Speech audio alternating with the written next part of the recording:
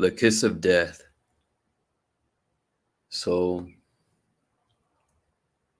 the kiss of death, today's archetype is just explaining um, the little tiny situations a lot of times we have whenever we're interacting with people. Um, and they do things that are very secret, very exploitative.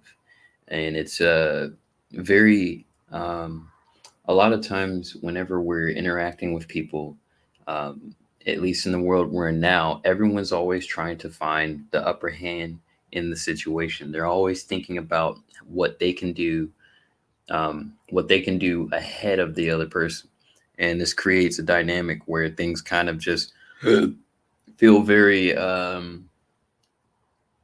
axe to wood.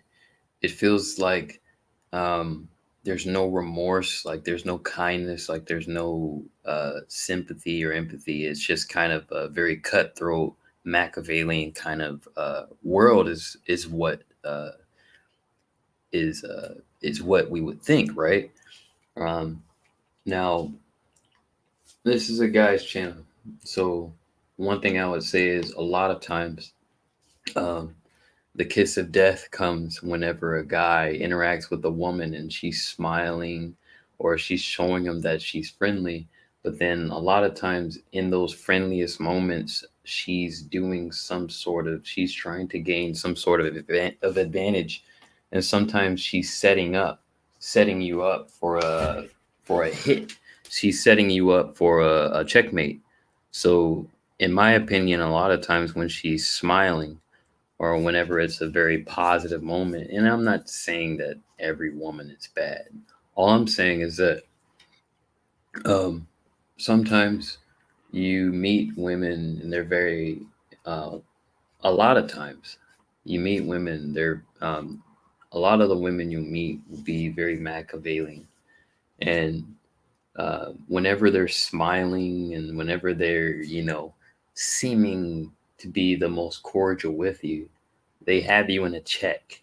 Now, it's up to you whether you get checkmated or not. But and I understand it's nice to want to just chill out with people and have fun, but you can't really do that with a lot of women, um, because especially the ones who, especially certain types of women, and I won't really say what type that is. I guess it's up for interpretation for whoever's listening.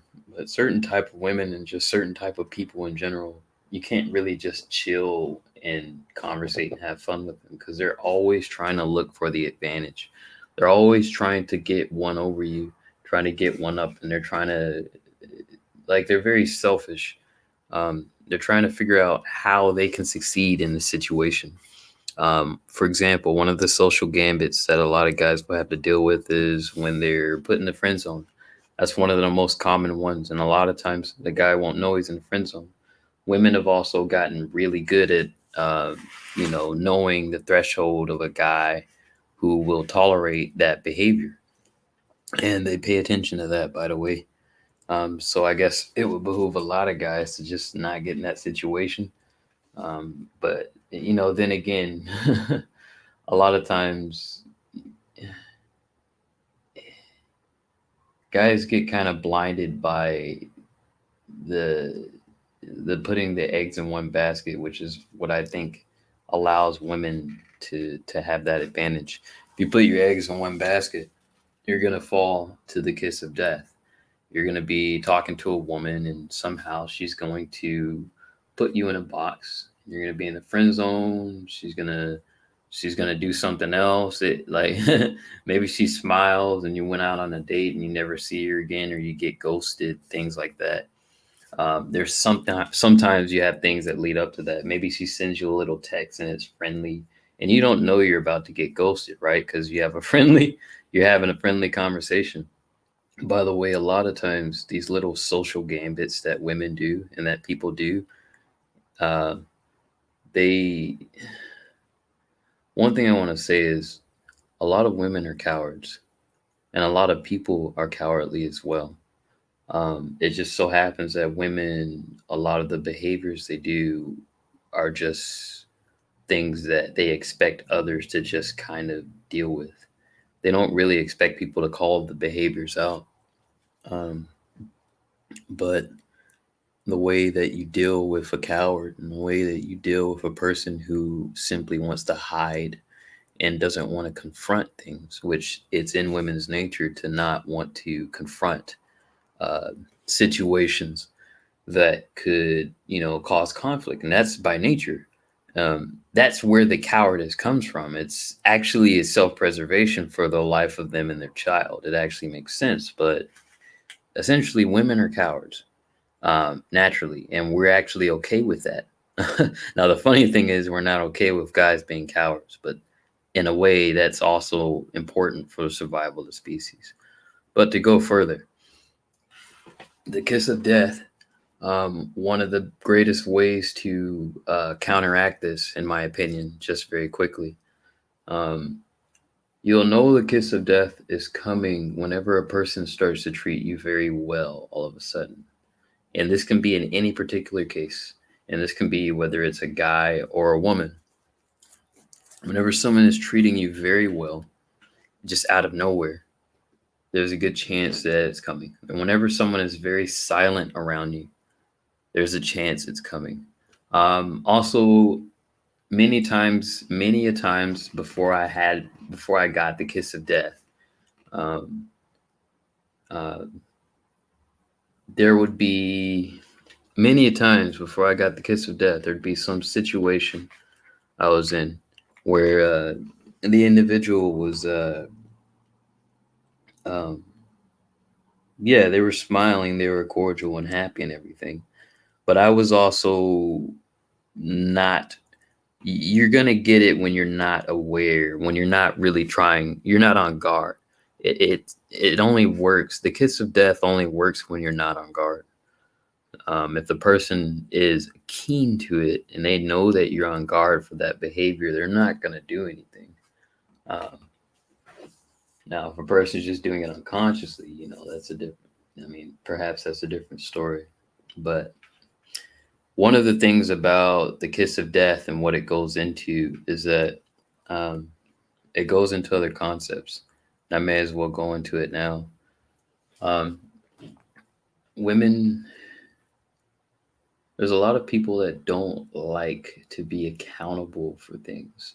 Now, women in particular, a lot of women, that's one of their main issues is being accountable for their actions, being accountable for how they treat people.